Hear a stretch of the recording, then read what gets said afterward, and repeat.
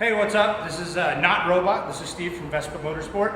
We've got a good customer turned friend, John, on the camera. He recently purchased this 1980 or thereabouts P125. It's slipping out of gear pretty bad. So we're actually going to overhaul the engine, go into the bottom end, check out the transmission, ultimately wind up putting like an upgear kit as well as a Malossi cylinder kit on it. So we're going to do our best to kind of document the certain aspects of the tear down, inspection of components, and the reassembly. You see the bike's up on the lift. The cowls are already removed. Just kind of how we like to rebuild them. If you take like a jack actually, and lift up the back of the scooter, get it up off the ground a little bit, you'll notice through the course of the disassembly and tear into the engine, we actually won't really have to take the engine out of the bike until the very end. So we're set up, ready to work. We've got our basic mechanics tools there. You really don't need much special for an engine overhaul on the old bikes. There's a couple specialty tools. When we get to those specialty tools, we'll talk about those. All right, so you'll notice I'm sitting in a nice comfy chair. We got the bike at a good height, comfortable to work on, easy to work on. First thing we're gonna talk about is actually undoing the drain bolt on the vintage Vespas. This is true on the large frames and small frames. It's an 11mm wrench. There's a bolt on the underside. We've already got it cracked, so we're just gonna finish taking that out.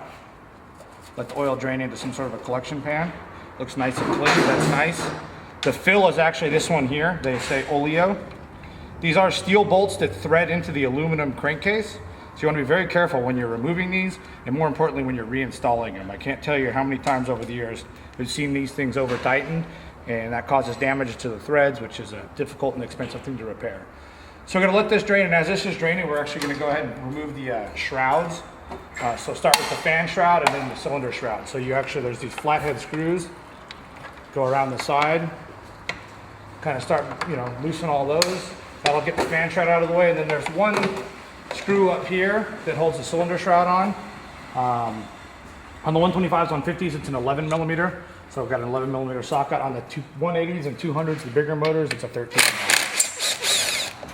Let's start taking that off. Another thing I'll kind of point out, obviously you haven't done this before, pay attention to where certain key bits of hardware go and come up with some sort of system to keep stuff organized and sorted. We've done this so many times, so we're pretty much going to take everything off, throw it in this blue bin. We'll clean everything that needs to be cleaned before we go to put stuff back together. So we've already got the fan shroud and cylinder shroud removed. The next thing we're going to talk about is the selector box and the removal of the selector box. This little box has a spring-loaded ratcheting arm, and this is essentially what keeps your bike in gear. So a lot of times the bike is slipping out of gear. There's a couple things that can wear out in these boxes. So we're going to go over the inspection of those components. So in order to remove this thing, we've already got that lowermost screw removed that covers the cover. Notice on this cover there's a little dollop of grease. That's handy for two reasons. One, it kind of lubricates the cable clamps as they kind of pivot back and forth. Also too, if you kind of pack a little grease in there, if you ever break a cable on the side of the road, you can pull this cover off and you got a little stash of grease. That's pretty handy. So this bike is actually equipped with a neutral safety switch, which is pretty rare this day and age. So you want to disconnect those two wires, just pull those off, let those hang out of the way. As is the case with pretty much all the Vespa applications, all the case bolts are a 7mm nut, which requires an 11mm socket. So we've got an 11mm socket here. We'll go ahead and crack those nuts loose. And there is a gasket between the selector box and the motor, and there is oil in this lower half. That's not going to be an issue for us because remember we've already drained the oil. But the key thing for removing this, and this is how all troubleshooting stemming from a bike that slips out of gear should always start with the selector box. And should always be removed from the scooter in this fashion. There's the cable clamp that you can kind of see back in there. This houses and keeps the selector cable safely away from the engine. So you kind of want to just pry that clamp open so the housings will kind of pull out of the way and not fight you. And it's a little tricky removing this thing, but it's kind of a combination. Catch some of that oil. Kind of a combination spinning the back tire. That's why it's nice we've got the bike up on the jack stand so we can spin the back tire and gradually kind of pull this off. Kind of want to catch that hardware there so you can reuse that or replace it. It's nice to actually replace all this stuff every time. So you kind of wiggle this thing back and forth. A lot of times you can go up to the handlebars and shift the thing towards fourth gear. See how as I shift it towards fourth gear, it kind of pushes itself off. kind of want to get the final way, and just a little bit of wiggling, a little bit of finesse, a little bit of spin in the back tire is needed. Of course, can't roll when it's a little stubborn. But there you go, there it's off. The gasket will pretty much always get shredded. That's to be expected. So now we've got this thing removed, and there's two things you want to check. There's this arm and this spring. This arm is held in by a special special step screw. So the first thing you always want to check is the amount of free play there. So you should pretty much be able to hold the selector box with your right hand, left hand on this armature, push that in, and there should be virtually no free play. This actually feels pretty good. If this were loose, it's very easy to buy this spring, this armature, and that special screw and replace that. The second thing you want to check on the selector box, and again, you can kind of shift the thing towards fourth gear. And I guess since we mentioned fourth gear, we'll mention this at this time. The teeth on the selector box correspond to each gear on the bike. So right now we're in fourth gear. So fourth, third, second, neutral, which makes sense, that small little indent, and then first. So it kind of makes sense, you know, neutral's between first and second, and neutral isn't really a true gear. It's a bit of a, you know, a false gear, if you want to call it that. That's why the notch is small. But so with this box shifted towards fourth gear, the second thing you want to check is by holding the ratchet assembly of the selector box in your right hand, grasp this arm firmly with your left hand, and you want to wiggle that back and forth. And actually, you see how there's a little bit of free play in there? This arm is connected to the ratchet via a special tapered pin. So you can kind of see that tapered pin in there. These pins have a tendency to work their way loose. When they work their way loose, you can drift them back in and hopefully eliminate some of that wobble. In the event that that wobble doesn't go away once the pin is fully seated, it's because this arm or this ratchet is basically worn out, and at that point, it's time to throw the selector box away. So with this one, it's a little tricky to hammer that pin in with the cables attached, but since we have the cables attached, this is a good opportunity just to verify that, you know, the amount of free play in the cables as you throw the thing through the gears. So with my offhand here, the one you can't see on camera, it's up on the handlebars, and I'm manually shifting the thing through the gears. But it gives you a nice opportunity to feel, you know, how smooth the cables are. Unfortunately, on this case, the cables actually feel really, really nice. So in the event that this checked out fine, and we didn't need to deal with that pin, we would just leave the cables attached and literally leave this whole thing in the frame and don't even spend the time to mess around with disconnecting these cables. And we would continue with the engine rebuild and just leave this like this. But because, like we said, we need to address that pin, we're gonna go ahead and pull the cables off so we can fix that. A couple things that we forgot to mention, or I forgot to mention with the disassembly of the selector box. One thing you'll notice too is that we actually kind of reorganized the way we're doing disassembly. We've got a bin for parts that don't need to be cleaned, parts that do need to be cleaned. That's what this like little spaghetti strainer thing is. It works out pretty well. We'll always kind of wipe the excess grease off. But cleanliness is godliness. Got to clean stuff before you put it back together. So we've got the selector box off, and we said we're going to remove the cables. I'll tell you, these are two tools that are extremely invaluable. Just a 7mm and 8mm nut driver. The 7mm in particular for dealing with all the cable clamps. So you kind of crack the top nut is the 7, and that loosens that up. And with that, with both of those loose, you can kind of just pull the box off now. But you always want to take the time to inspect these things. There's two things that are actually key with these little cable clamps. There's supposed to be a little like brass or silver puck that goes between the bolt and the actual cable. So the cable obviously passes through that hole, which I think you can kind of see there. And you always want to go so far as to take the screw out and make sure that little puck is in place. This one, it's in there, it's just the grease is kind of holding it in place. But essentially that puck acts as a bit of a buffer between the cable and the clamp, and it keeps the cables from getting frayed. So I mean, these cables have got some years in use on them, but look at, they're still completely serviceable and in good condition, so they don't really need to be replaced. So the other final thing you want to check that I forgot to mention, whenever you have the selector box off, essentially this selector spindle connects directly to your shifting cross. These things are one of the only fasteners, I think just about the only fastener on pretty much any Vespa that's left-hand thread. And as soon as you have the selector box off, you notice a 13mm notch fits in that little groove there. That's how you actually tighten the selector spindle. The selector spindle is a specially machined bolt, essentially, that threads directly to the shifting cross. It's not uncommon for this thing to work its way loose. So anytime you have the selector box off, this is another thing that can potentially cause some slipping in the transmission. You always want to actually double check the torque on this. So, I mean, to do that technically, you can hold down the rear brake or kind of do whatever. But this is reverse thread, so you know, righty tighty, lefty loosey, it's the actual opposite. So it gets a little confusing. So normally we would tighten it that way. We're actually going to loosen it per if it were any normal bolt. But you know, you can kind of hold the tire firmly and give that thing a little bit of a twist and make sure that's tightened. This one, fortunately, was definitely tightened, so we can rule out, you know, a selector spindle working its way loose as a cause of the thing slipping out of gear. But it's kind of cool. You can kind of play around with spinning the tire, and this, you can see how the inner workings in the transmission work and how the selector box, you know, connects to the internals of the transmission. This shaft kind of slides in and out, and it selects the gear. That'll make a little more sense once we tear into the thing. All right, so we're gonna go over the final aspect of inspection on the selector box. Remember when we took this apart, we noted that there was a little bit of free play between the ratchet and the actual arm that connects to the selector spindle.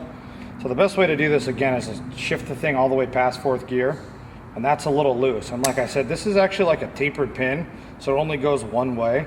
And there's really nothing you can do aside from to drift it back in. So the easiest way to do that is if you rotate it all the way past, almost to this absolute limit, well past 4th gear, hold the thing flat on a workbench, and you can put it in a vise or something like that, use a punch, or we at the shop have this nice little ball peen hammer. So what you want to do is kind of grasp it firmly and basically just drift that pin back in.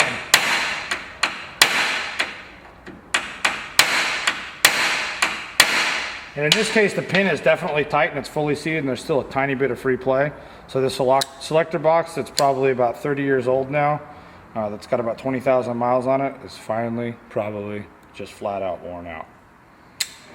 So in no particular order, I mean, the flywheel's got to come off, so we're going to go over that next. The P200 is actually a 19mm socket. There's a special tool to actually pull the flywheel off. There's a couple different holders that are available, or any pneumatic tool, obviously spin this thing off. So take that nut off. None of this is kind of in our, doesn't really need to be clean thing. You always kind of want to do like a little precursory check of the nut. You can tell this has definitely been tightened down pretty good over the years. It's a little mushroomed down. Notice too, there's actually a star washer in there. Always make sure that's in place. Probably be a good idea to replace that every time you kind of really go into here. The first specialty tool we're going to talk about is actually a flywheel puller. So you notice this is actually got a fine pitch, well, it's not actually fine pitch, just large diameter threaded puller, and there's actually the threads on the inside of the flywheel here. A lot of times on a bike that hasn't been taken apart in a long time, these threads will be super gross and dirty, a lot of grease and grime or even rust builds up in there. A lot of times with like a pick tool, which I don't have out, but kind of like this pin is a pick tool. You can kind of go in there and you can actually turn the flywheel and actually clean those grooves out. And you always want to do that in the event that this puller doesn't thread in smoothly. You don't want to fight this. You don't want to fight putting this puller in. Everything's nice and clean on this one, so it actually threads in pretty freely. You definitely want to make sure you turn it in at least 5 or 6 full rotations. And once that's fully seated, you got 2 options. If you're on the side of the road, you can actually use a wrench here and manually take it off. Again, with pneumatic tools. And the 19, same. Just kind of blast down, and you see how that pulled off right there. So as we tighten that nut, the outer bolt that actually pushed on the crankshaft and actually caused this flywheel to pull off. So rock that the rest of the way off. You'll notice, obviously, like the woodruff key in place, that's in the bottom. You want to be careful that that doesn't fall off. It's kind of nice a lot of times to use the kickstart gear to rotate that thing to the top. At this point, a lot of times you actually can go so far as to pull this thing out so you don't lose it. Another high wear item, these are worn. If the keyway is worn on the crankshaft, you always want to replace these. And then I guess sticking with it, we'll show taking the stator plate off as well. You always want to pay attention to the reference point where the timing is set. A lot of times you can actually go so far as to make your own marks. Knife doesn't always work the best, but wasn't really prepared. But on this one, we'll just draw we'll draw a little line on this one. You know, you can use a scribe or any number of things, just anything so you can get the thing lined up right. I mean, a pen's probably not the best, but we're going to be playing around with the timing on this thing anyway, so we don't really care what it's set at. And then there's just the 3 flathead screws to take the stator plate off, and that's about it. All right, so we're going to finish removing the stator plate and CDI. We've already gone into the junction box here and disconnected everything. The CDI is disconnected, all the wires are disconnected. So the easiest way to do it is this stuff we're not going to need for a while. Just kind of pull all this stuff out of the way and tuck it there. I'm ready to pull, you know, I can pull the junction box off. So you just pull that off. This is a thing that doesn't really need to be cleaned on this motor. It's pretty tidy. And then the actual stator plate just pulls off through there. One thing we'll mention on the stator plate, this has actually been recently rewired and is super clean, but it's very common that these supply lines or these wires, as they feed into the stator plate, over time are extremely deteriorated and corroded and just completely wasted. We've got two options for that at Scooter West. We can actually sell you a stator plate overhaul kit where it's each wire cut to the right length, color coded with the correct terminal. So all you would do is actually unsolder the solder points and reattach the wires. If the soldering is a little intimidating or sounds too complicated, you can always send us your stator plate and we can actually, you know, repair it and send it back to you. We probably get 2 to 3 stator plates literally every week. People wanting for that service. One other final thing, so it's like this is obviously a new stator plate, so it looks pretty good, so there's no issues there. One thing, I'll backpedal a little bit and talk about the flywheel. This spike has been converted to electronic ignition, so it's a nice, clean, modern flywheel. This is another service we do pretty frequently at Vespa Motorsport, is we offer flywheel remagnetizing. Over time, these magnets can kind of lose a little bit of charge. The easiest way to test that is if you take like a 19mm wrench, and you should be able to slap that on each magnet, and it should hold that 19mm wrench. 19mm wrench, we say that because this roughly simulates the amount of weight that each one of these magnets should hold. And you notice there's actually 6 magnets on this thing. So what you want to do is hold this thing upside down. We're in a good spot here where you can kind of rest it on the bike. You literally want to just like casually slap that 19mm wrench on each one of these magnets. Again, this is actually a pretty brand new flywheel, so the magnetism is just awesome on this thing. But that's a good rough check. You know, if your headlight is dim, you're having some other ignition problems, take that 19mm wrench, slap it on each one of those magnets. If it doesn't hold it pretty easily, you should send us the flywheel. We've got a pretty expensive and rare machine that will actually remagnetize these things. So we've talked about that. Now we're actually going to kind of roll right into the cylinder head. On the 125s, 150 motors, you use your trusty 11mm socket, it's a 7mm bolt. On the 200s, it's actually 8mm bolt, so you use a 13mm socket. True with any cylinder head on any bike, any car, anything like that, you always want to use even torque as you disassemble this. We've cheated and I've already started the process. You might want to go for more of a hand ratchet than the actual pneumatic one. But you kind of want to gradually loosen each one. You'll notice too, this uppermost one, my pinky finger is on, is actually a much longer double-sided nut. That's actually because the cylinder shroud, when it fits on there, threads into that spot. So we're going to proceed with taking all this off. Not so concerned with this hardware. This hardware should really only be used one time and then replaced, since it's pretty critical when it comes to torquing the cylinder head down. But then you pull the head off. It's a good opportunity to inspect the cylinder head. You know, there's a pretty healthy amount of carbon buildup in here. You can clean that off with any solvent, carb spray, brake cleaner, a wire wheel, gently scrape it off. Notice too, there's no head gasket. That's normal on pretty much all Vespas. The only Vespas that came with a head gasket were bikes dating 1960 and older. So it's actually just a cast aluminum head to the cast aluminum cylinder. Oh, well, you can see it. We'll actually shine a little light in there, help it out. So now again, you can kind of pull down, you can kind of see the stroke. This definitely is just a stock cylinder, no cylinder kit on it. You see the mark there. There's a couple of things you see. You see right there, that arrow. Every 2-stroke piston will always have an arrow on it. The arrow will always point to the exhaust port. So it makes it so you can never put the piston in backwards in theory. It does happen all the time. But we're kind of taking a preliminary look at the cylinder. I mean, the cylinder walls look good. You can still see a little crosshatch honing. The thing doesn't appear to have ever been seized. Top end wise, this bike looks really, really clean, really, really good. The other thing, when you pull the thing back up to top dead center, you see the size of the piston stamped on it. This actually has a 150 barrel, which might explain why the thing had a little bit more gusto than we kind of expected as a stock 125, but it's got the 57.8, which is PX 150 barrel on it. 15mm nut that basically clamps the exhaust to the actual cylinder. That has been loosened. This is one time you want to use a pretty good sized punch and hammer. And you actually just kind of want to tap this down. You basically tap it down until the exhaust basically drops off the cylinder, which we've done there. You notice I never even went onto the other side to loosen the bolt that holds the exhaust to the swing arm. Believe it or not, it's generally not absolutely necessary. So the next thing we're going to talk about is actually taking the cylinder off. There's two ways to do it. The way that the common garage mechanic will have to do it, we'll take two of the nuts that came off that were holding the cylinder stud on, and it's a term in the automotive world called double nutting. Not a sex move. No ideas, Kevin Schramm. So what we're doing is we're basically tightening the nuts down on top of each other so we can basically hop onto the nut that's closest to the cylinder to actually extract the actual stud. Pretty cool little trick. That's one final good use for the actual cylinder nuts. You can do that on all four of them. You know, John actually during breakouts was like, why are we taking the studs out? Actually, in order to get the cylinder off, you have to have the studs out of the way. So the Vespas are well designed, so you can do like a shifting cross and get into this whole half of the motor without taking the engine out of the frame at all whatsoever. But in order to get the cylinder off, to get the case apart, you do have to pull these studs out. The other way, and this is actually a super cool tool, is these are actually a stud extractor.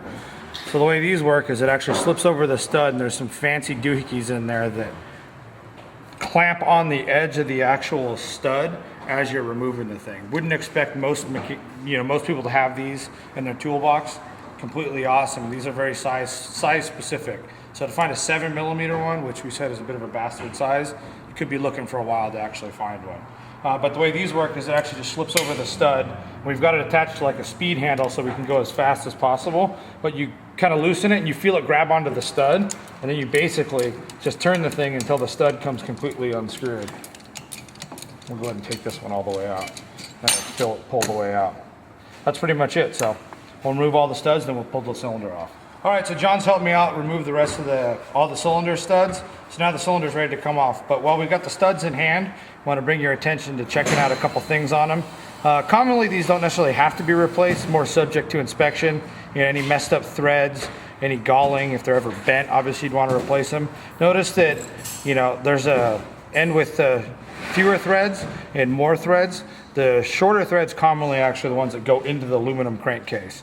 So you kind of want to inspect those threads really well, and then obviously inspect the other end. So we're looking at the longer ones now, and you can kind of see some of the bottom threads. It's not too uncommon where it actually passes through the cylinder and cylinder head. For some of those bottommost threads will be kind of flattened out. I don't know how well you'll pick that up on the camera, but those are a little flat. I mean, we'll probably go so far as to run a 7x1.0 chase down these things just to clean them up a little bit, but these are definitely still serviceable and reusable. So those are still good. And then now to take the cylinder off, at this point the exhaust is out of the way. So you commonly want to rotate the motor to bottom dead center so the piston's sucked all the way in there. Where's that flashlight? So the piston's pretty much at bottom dead center, at the bottom of its travel there. You want to just kind of firmly grab the cylinder head and kind of slide it up. And you'll have to rotate it I don't know, maybe about 10 degrees. Is that counterclockwise? In order to slip the thing past the actual frame of the scooter, and then pulls off and out of the way. And we got ourselves a very clean 3-port 150 barrel. Cylinder base gasket, you never really want to reuse those, so you can just discard that. But there's a shot 1, 2, 3 transfer ports. So commonly when you ask about how many ports the motor are, it's 1, 2, 3.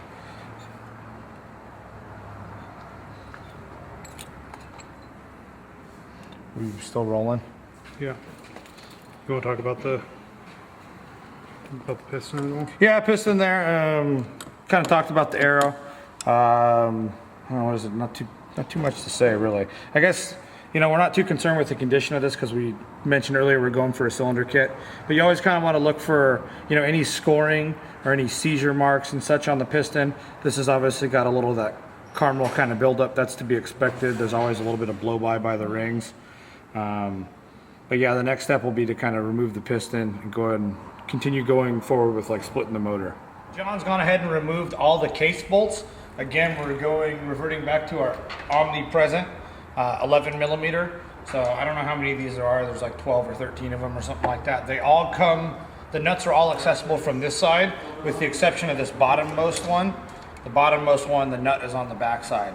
So you kind of have to reach underneath there with a wrench for that. And essentially most of the case bolts look just like that. You can see they're notched so they won't spin in the case, so you can actually tighten, you know, the nut. The order goes flat washer, lock washer, nut, but it makes it so you can tighten those things pretty easily.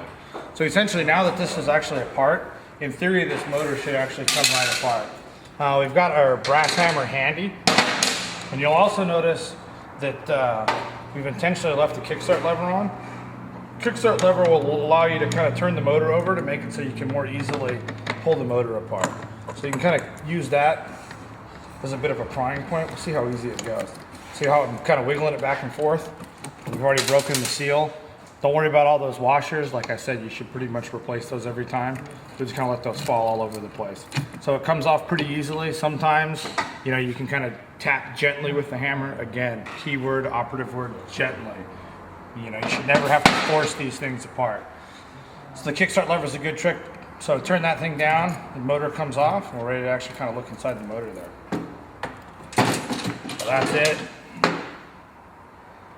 Inside the motor, I guess we'll just talk about the components real quickly. Obviously, piston we talked about. This is the crankshaft. Crankshaft is kind of the heart of the motor. The output shaft, commonly referred to as the lay shaft, is this whole assembly here. That's the kickstart gear, just slips on top of that. This is your actual transmission. The largest gear on the outside is first gear. Since I grabbed that, you'll notice in all the Haynes manuals that you're always supposed to check the amount of end play on these axles. I can kind of tell just from experience that this is definitely on the loose side. So there's a shim behind this lock washer here. There's 4 different sizes of those shims, so we'll definitely be exploring like a larger shim on this particular motor. That's pretty much about it from like a precursory inspection.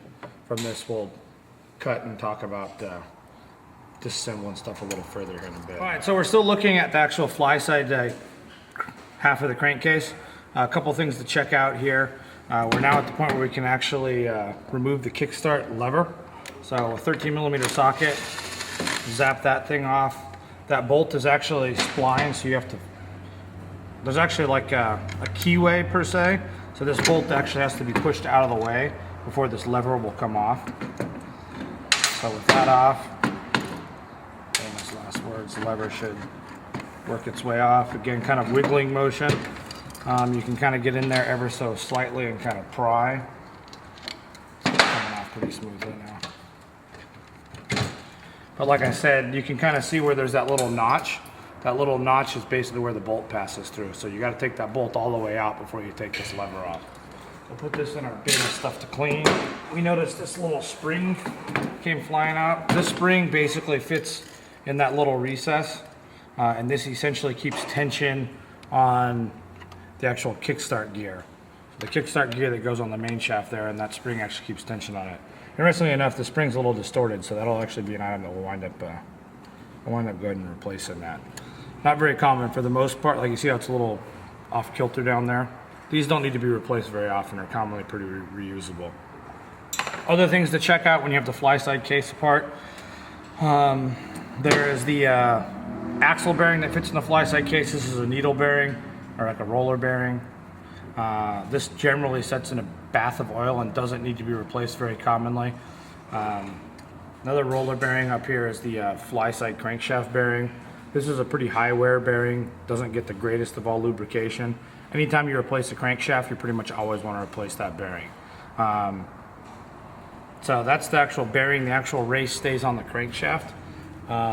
This thing, just like any other bearing race, you kind of want to inspect for excessive bluing, any rust, any scoring. You know, this thing actually looks pretty doggone clean.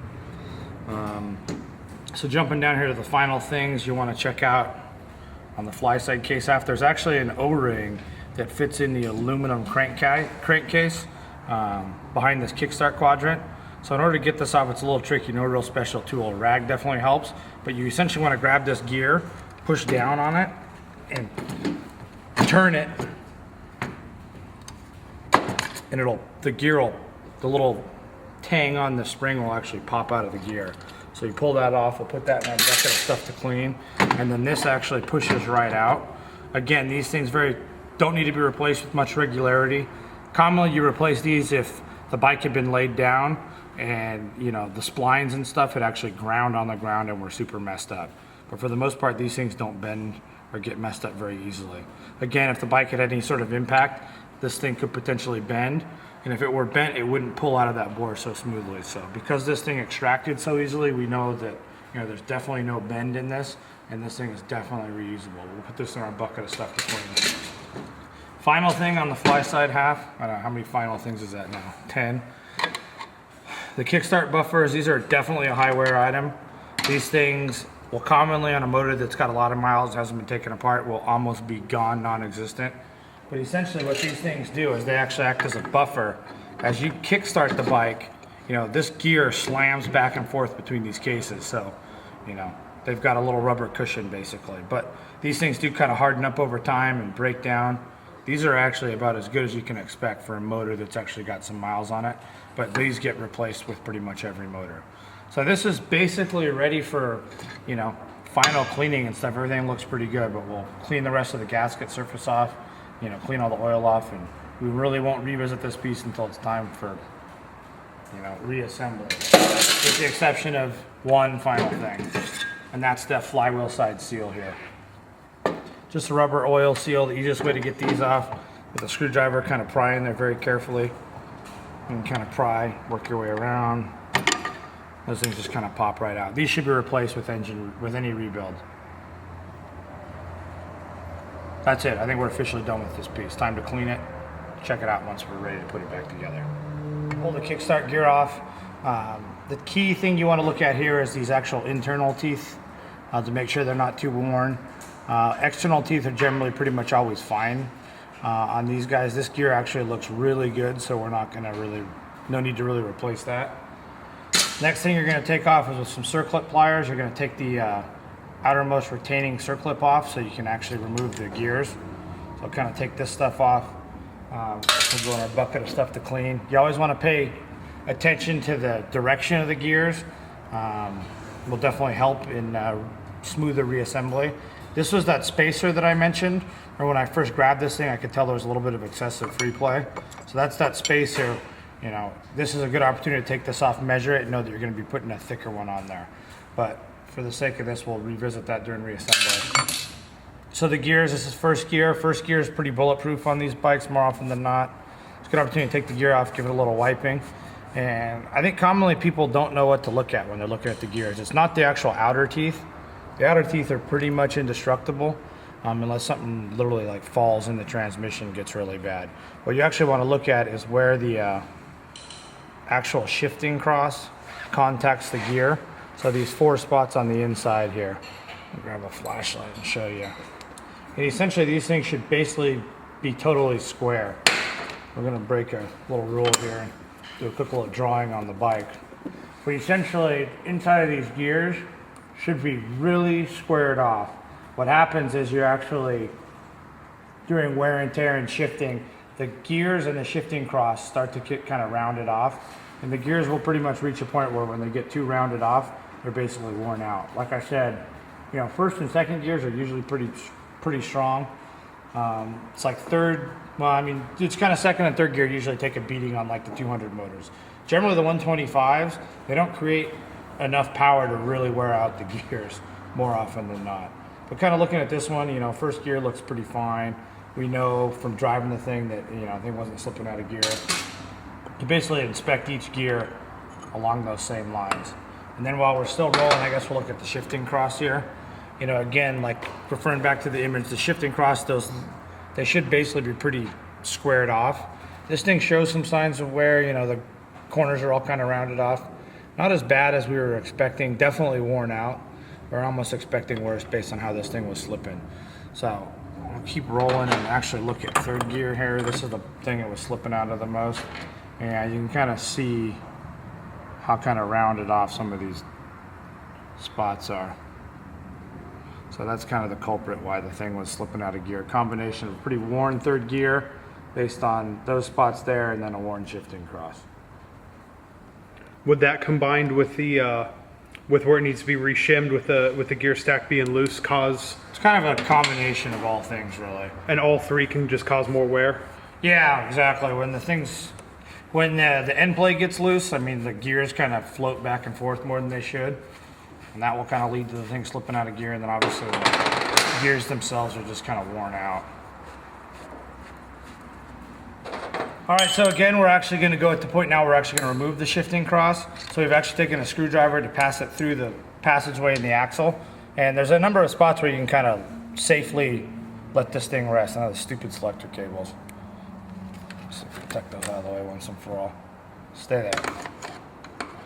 And again, keep in mind this is, you know, left-hand thread. So, you know, when you go right, that would normally tighten it. In this case, it's actually going to loosen it. So you've got our thing to keep the axle from spinning. 13mm wrench in that slot. And you want to crack that thing loose. Just kind of fighting it a little bit. Kind of unthread this thing the whole way, and then you'll be able to lift the shifting cross out. Again, kind of want to look at those threads. Always, these threads are a little buggered, and these threads are definitely pretty sensitive. So we'll probably clean that thing and then check it out again and possibly see about maybe replacing that. Once it's clean, we'll check the condition of the threads. One thing to note is there's a little special spacer washer in here that has a top and a bottom. You can kind of see how that's, you know, cupped right there. That cup then fits down like that. You can kind of tell when you put it in correctly, there's a little bit of a gap there. So that should be a little clue for you. So put it the right way and the thing's nice and flat. But you gotta want to make sure that's in there because that affects, you know, the throw between the selector box and the gears. Another common misstep when doing a motor the first time is forgetting that washer's in this. That's a pretty important one. And then actually the cross, you'll notice on these things actually they'll spin one way or the other in order to come out. Sometimes when they're super worn out, they'll be so worn out that they won't actually spin and come out. So kind of get that thing rotated one way, and only, you know, say 3 o'clock and 9 o'clock will rotate, or 6 o'clock and 12 o'clock. So spin it one way or the other, and then it'll only come out one way. But again, you know, these things are supposed to be nice and squared off, so that thing's rounded and worn. And that's pretty much the extent of what we can do from this side of the motor. Again, like if we were just doing a shifting cross, we'd install this, we'd check the gears and put the thing back together.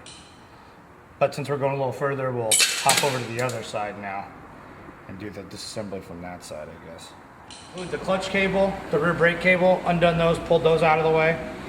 We've got the rear shock bolt loose, and we've also got the swing arm bolt loose.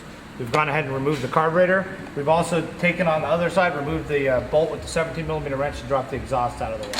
So we're at the point now where we can kind of just easily, you know, drop the motor down and get it out of the way. And that's what we're gonna do next. So we've successfully taken the motor out of the frame. I'll put my little 2 cents in here when it comes to like engine stands and vintage Vespas. People ask about them sometimes. I think they're a complete waste of shop space. This right here, a good quality bench vise, doubles as an engine stand. It is much more versatile in so many ways it's not even funny. So it's kind of nice. We actually clamp it around the swing arm there. You can really torque the thing down. You can't really cause any damage.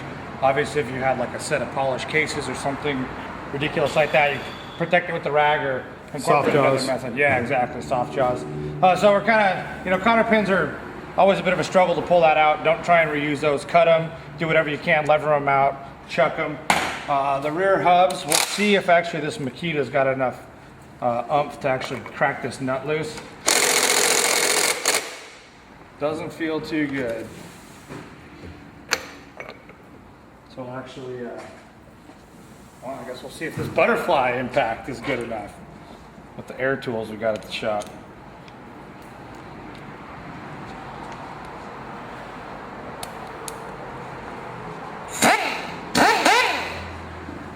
Sounds weak. Oh, yeah.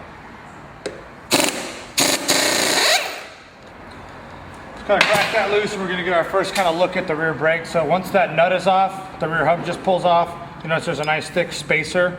Make sure that is in place. Make sure it's not overly smashed. Pull the drum off when you inspect the drum. You always kind of want to make sure, you know, normally this wouldn't really be all glazed over like this. You want to make sure it's not glazed over. There's no grooves. There's no ridge you can hang your fingernail on. Before we reassemble this thing, we'll take a little 60 grit and 80 grit sandpaper and scuff it up just to break down that glazing. You see how kind of mirrored that is? It should be, it should look like it was roughly sanded and cleaned up. We'll just roll right into removing the brakes. There's another thing that's actually pretty easy or pretty difficult, depending on who's doing it. There's essentially these little horseshoe clips. I'll use a fingernail and a flathead, kind of pry down on those. You can kind of consciously hold your thumb there so they don't go flying across the shop.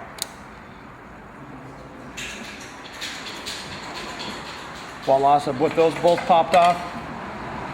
The brakes, you can actually push the arm to open them up. Let's see if we can do this all in one take here. And kind of gently, you want to get back in here with a flathead screwdriver and pry this out. You want to kind of pry evenly at the top and the bottom. Actually tend to come out pretty easily if you kind of incorporate the right technique. You get about that far. Tighten this thing down, keep that from spinning. Get about that point, you can actually just kind of get your fingers back in there and pull out on it evenly. Kind of pull the one all the way off, and then it'll pivot, and the other one will pull right out. So to do that, in order to get the backing plate off, you need number 2 Phillips. Hit these 3 screws pretty quickly. Once this thing pulls off, you'll notice there'll be O-rings behind each one of these passageways behind the brake cam. And actually, while you're in here, maybe John, you can pan up and get a close-up look at that actual brake cam. These are also supposed to be pretty squared off. They'll wear out a little bit over time. You can kind of see how this corner is a little rounded. It takes quite a bit to actually wear these out. This is totally fine.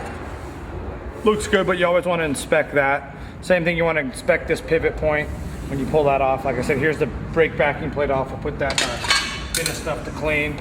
These O-rings will commonly be pretty wasted. These are actually still pretty soft and in good shape, but you want to pull these off for the sake of cleaning the motor. So we're going to take the clutch cover off next. There's 2 things with the 14 mil. This is actually the crankcase breather. You don't need an impact, but for the sake of the speed, and it is a 14, so you hit that thing with the 14, take that off. The only reason we're taking that off is we're going to be cleaning everything, and might as well take that off, move it to clean it. The next thing on the 125 is actually a 14 millimeter nut. This holds the whole lay shaft in. So again, this is 14, decent amount of torque. You'll notice there's actually a securing tab washer that gets folded over. I've already gone ahead with a flathead screwdriver, a flat punch, gone in there, pried that open so we can take the nut off. And again, we're doing this now because it's a 14. So we'll take that nut off. In theory, that will kind of washer. There's a thick spacer washer, and then the folding tab washer will pull off. Sometimes you have to pry that off gently. We'll get to that in a sec. But then to pull the clutch cover off, you notice 1, 2, 3 bolts. They're 6 by 1.0, so you need to use a 10 millimeter socket. And again, don't need to use an impact, but just for the sake of keeping stuff quick, we'll use an impact. And you notice we'll kind of take it off gradually, kind of loosen the torque on all of them.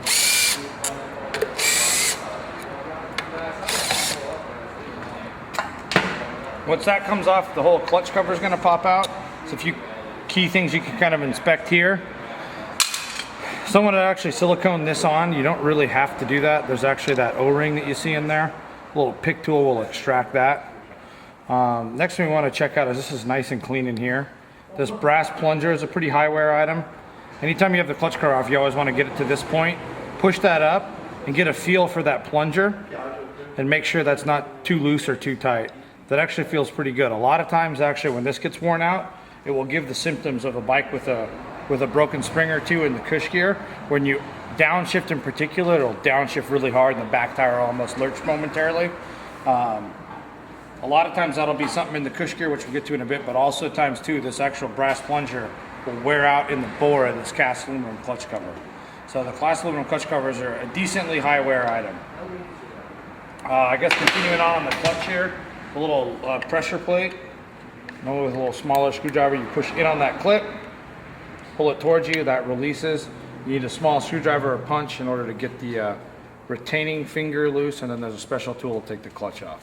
Gone ahead and actually with a little pick tool pry it open, the little securing thing that locks into the finger of this special nut that holds the clutch in there. You'll notice this is actually another factory specific tool. Notice how the fingers, they match the clutch nut. This is 17 millimeter. Again, with an impact, this generally works. You kind of match the fingers of the tool, hold the clutch firmly, loosen that. That pops off, and though in theory, the clutch should actually just kind of pull right off. Sometimes you can take like 2 flathead screwdrivers. One there. I got 2 here, good enough. And Phillips in a flathead, and kind of prying in opposing positions. Get back there and gently pry. It really shouldn't ever take too much. So I felt it start to pry off, and you can kind of grab it with your fingers here, pull it the rest of the way off. And actually, while we're in here, we're going to go ahead and quickly tap the crankshaft out. To remove the crankshaft, you always just want to kind of tap them out. It's a good idea to actually throw this nut on here to protect the threads, because you're going to gently hit on this to push this crankshaft out. So we'll do that. So the nut protects the threads. With your left hand here, you're holding the one end of the crankshaft hammer and just kind of tap it ever so gently. And once it's loose, you notice it won't pull out, obviously, with the nut in place. So take the nut the rest of the way off. You notice that there's the gear that drives the oil pump and actually acts as the spacer. I want to make sure you don't lose that, and then pull the crankshaft out of the way. Put this on the bench. Okay, so almost done with this assembly. We've actually going to tap the axle out, we're going to tap the lay shaft out, and we're going to pop the main seal out. So you'll notice we've got a trusty brass hammer. We're protecting the threads of the axle with the actual axle nut. Tap it gently. It'll reach the point where it'll come out. We'll kind of leave that in place there. The other thing, next thing we'll tap on will be the lay shaft here. You obviously, anytime you tap a shaft out like this, right hand's tapping, left hand supporting it on the other side. This one's a little tricky, the lay shaft, because there's some needle bearings on the other side. So John's gonna walk around behind me. I'm gonna start to tap it. Very little tension holds that axle in. And you'll see the shaft will move on this cluster gear. And you'll start to see all those needle bearings here shortly. Start to see those needle bearings. Whoop, and then it popped out. You definitely want to have your hand there so you can catch those needle bearings so you don't lose them. I think there's either 21 or 23 total. So that's it. We'll put these in here to get cleaned. And so now the axle's loose, we can kind of pull the axle the rest of the way out. That'll get cleaned. We can do a final inspection. The splines look perfect. The threads look even better. And because we put that nut on there when we tap this out, those circles are still perfectly round. I can't see how many times I've seen it where people have obviously beat on this end of the axle and they've squished down where the cotter pin goes. It makes it almost impossible to get a cotter pin in there that's the right size. So that's out. Now you'll notice our little retaining thing that was fighting us on the back side. Now that's loose because the shaft is out. This whole thing lifts out. This can get cleaned. I guess while we have this off, a few things you always want to check. You want to shake it. If it sounds like a maraca, that's bad news. A lot of times, basically the way this thing works is there's springs in between each one of these pins. And those springs will break over time, but those springs, what they do is they absorb the shock of this thing shifting back and forth. The 125s and 150s just have one single spring. The 200s are actually beefed up. They've got 2 springs. The springs fit inside of each other. So it's almost more common for these things to kind of break and show wear and tear on the 125s, 150s. I think that's because they just have the one spring. But the telltale sign is you'll actually hear them rattling. A lot of times they'll break so bad that they'll start to push the plates up. God knows, you can see any number of things. This, again, a pretty clean bike. So the springs actually look like they're pretty good. Any full and comprehensive rebuild would probably involve an overhaul of one of these. And we're gonna do that on this bike because we're doing that, upgear kit, so we'll get to that in a bit. And then the final thing we'll do while we're on this side is the actual main seal. Anytime you pull the crankshaft out, you want to go so far as to replace this thing. So with a good flathead screwdriver, go in there between the bearing and the seal, kind of pry gently outward, and out it comes. These things, this actually is not in the greatest of shape, to be totally honest with you. So it's actually kind of good that we're doing that.